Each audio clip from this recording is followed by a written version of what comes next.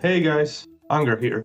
Today, I wanted to discuss the Bard archetype in Ashes of Creation, as it was the one archetype I played the most during the first weekend of alpha testing. I want to go over how the class feels to play at the moment, what I believe needs a bit more polish, as well as theoretically potential playstyles with this archetype, as I believe Bards will be incredibly sought after in group content as the game continues its development cycles. Keep in mind, this video was made during the early stages of Alpha 2's Phase 1, and information in this video might become outdated in a matter of weeks, as Intrepid Studios continues pushing patches and iterating on the current game. Development is a moving train and everything is subject to change. With all that being said, and without further ado, let's talk about the Bard archetype. As we spawn in Vera for the first time, the first Bard ability we're introduced to is Quick Wit. This skill sets the scene for the kind of gameplay that we can expect from the Bard. Think of it as both a boon and a bane, depending on where you aim it. When cast on an ally, it provides a small instant heal and a potent heal over time buff called Glee. However, if the target is an enemy, it becomes a damaging ability which inflicts a nasty debuff, lowering the target's damage output by 10%.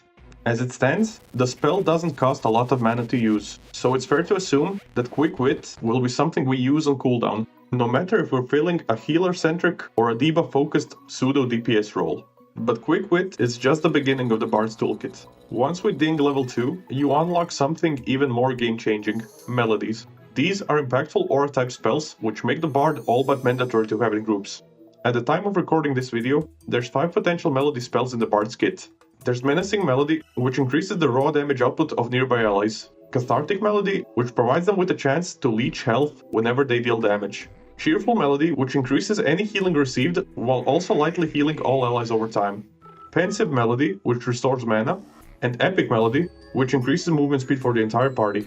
If there's more than one Bard in the group, they can provide the party with more than one melody buff.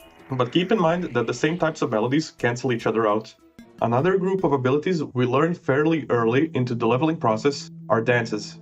Dances are potent skills which are allowed to be channeled alongside a melody spell. They have a smaller area of effect radius, but their utility shouldn't be ignored. Following the theme of duality and flexibility, these skills can both strengthen allies as well as hinder enemies. We have Shielding Dance, which sustains the Bard and any nearby allies, as well as providing them with a shield effect, granting them temporary health. There's also Mesmerizing Dance, which saps nearby enemies, holding them in place until they receive damage. Maddening Dance deals area of effect damage while purging a buff from nearby enemies every second. Finally, Nimble Dance increases the movement speed of nearby allies and reduces their damage taken by area of effect skills, as well as purging their debuffs every second of the dance. The last group of Bard spells are Sagas, which are incredibly powerful spells that require build-up in order to be executed. Sadly, I didn't manage to reach the required level to utilize them during the first weekend of testing. Once I reach that point, I'm going to make a follow-up video, so consider subscribing to stay in the loop. The Bard has several other skills, which allow them to fulfill the role of a healer, as well as a debuffer. All of which I'll talk about shortly when talking about the roles a Bard can fulfill in a group. But one skill that I must mention is Flourish, which allows you to dash in a direction the camera is facing and giving you a temporary boost in movement speed. This skill has 2 charges and is incredibly useful for kiting.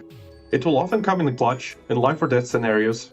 During the alpha test this weekend, I found myself mostly playing a supportive, healing-focused build, utilizing Cheerful Melody and Quick Wit, as well as Lovely Serenade, to keep people with whom I was clearing events with harm's way. This allowed me to get invited to groups and find people with who I could grind mobs with very easily. Notable skills in this build were a combination of Cheerful Melody and Shielding Dance. If I didn't need to focus on healing, I'd use Quick Wit and Discordance to help out in dealing damage. Otherwise, I would heal the group with Lovely Serenade, as well as Quick Wit. In particularly uncomfortable positions, I would utilize Gambit, a risky ability which swaps health percentages with another ally. While the Bard can step in as a healer, it's important to remember that its real strength lies in its flexibility. Unlike the Cleric, who specializes for powerful direct heals, the Bard brings a blend of lighter healing and supportive buffs that enhance the whole group's survivability. So while you may not be topping up health bars as a Cleric would, the Bard's utility and versatility shine in ways that make it invaluable, especially when combined with a Cleric for extra healing support. If I didn't want to focus on healing, I would have played the Bard in a way which focuses on debuffing opponents and keeping them under control. Building up on the idea of using Quick Wit and Discordance to dish out damage, this build would utilize Maddening Dance and Clever Retort to completely defang any opponents previously hit with Quick Wit, further reducing their damage output by an additional 20%, essentially negating a third of their overall damage. Furthermore, Mesmerizing Dance and Marionette would offer unmatched crowd control, allowing you to stun any target previously hit with Discordance. Overall, my first weekend testing the Bard class was an eye-opener for how dynamic and essential this archetype could be in Ashes of Creation. While there's definitely room for polish, I'm excited to see how Intrepid Studios continues to refine this class in future patches. I'll definitely be keeping an eye on the updates, and I'll keep you all posted on how the Bard evolves as the alpha progresses. If you enjoyed this deep dive, don't forget to like and subscribe for more updates on Ashes of Creation. Until next time, this is Angra, signing off.